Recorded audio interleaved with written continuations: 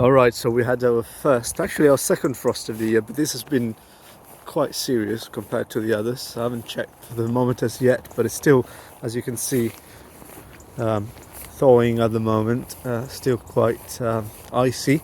And it's very important that you know this when you'll have a frost.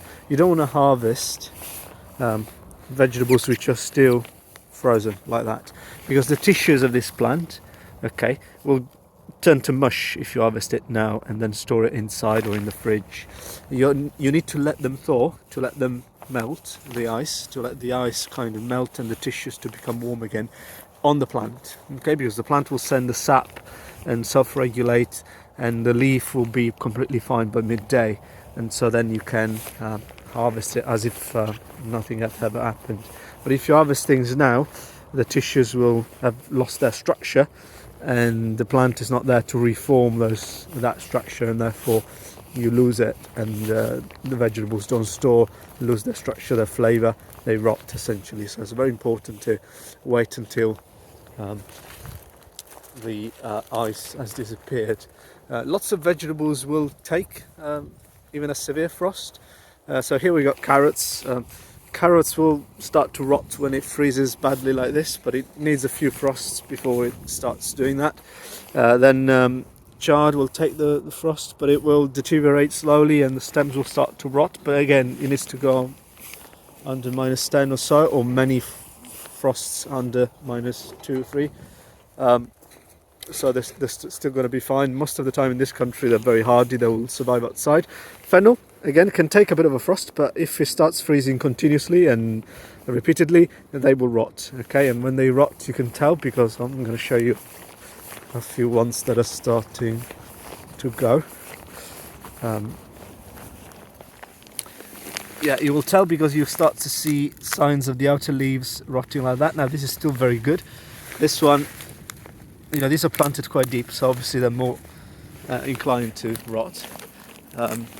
But you can see, you know, here they're also quite sunken a bit, and so they get the frost a bit more severely. But you'll see that. Lettuce, similarly, we should, you know, I've harvested a lot yesterday because I knew it was going to get colder now. Next week we'll harvest whole of the outside lettuce, and then that's it for the year. If it starts freezing like this, they will lose that structure. They'll really not store very well. They won't keep very well in a salad bag either. So from now on, from next week onwards, it will only be indoor salads grown in the cold tunnel. This tunnel is not heated, so it's all cold, but at least it's slightly warmer during the day, and it definitely helps not having the rain in there and not having the wind. What else? Things like leeks survive amazingly well. They love the frost, actually. It depends on the varieties, actually. So this is bandit. There are a few which are tender, but usually leeks are okay. Pak choy, again, they look like they've died. You know, especially these ones in the shade. And have a look. Anything that's in the shade, it's really thawing a lot later. You see that side of the bed. This side gets the sun and it's already fine, so it can be harvested, but that one can't. And I'm going to show you a bit of that pattern.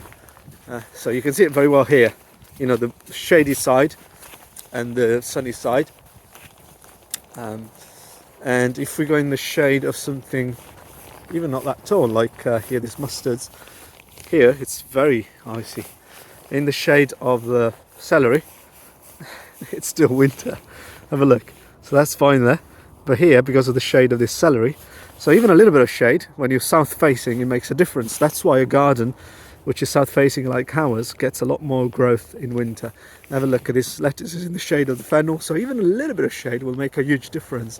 Here you can see the leeks shading out that bed with green manures, and you know, you can really see the difference between these beds here which are in the sun and these which are in the shade.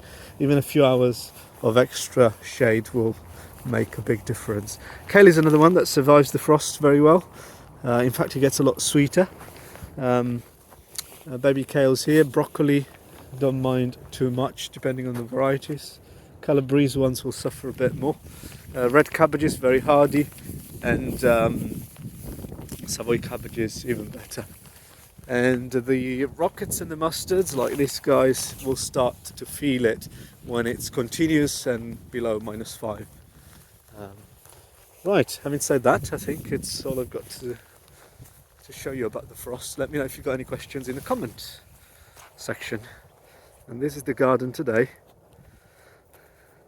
at around 9:30 a.m.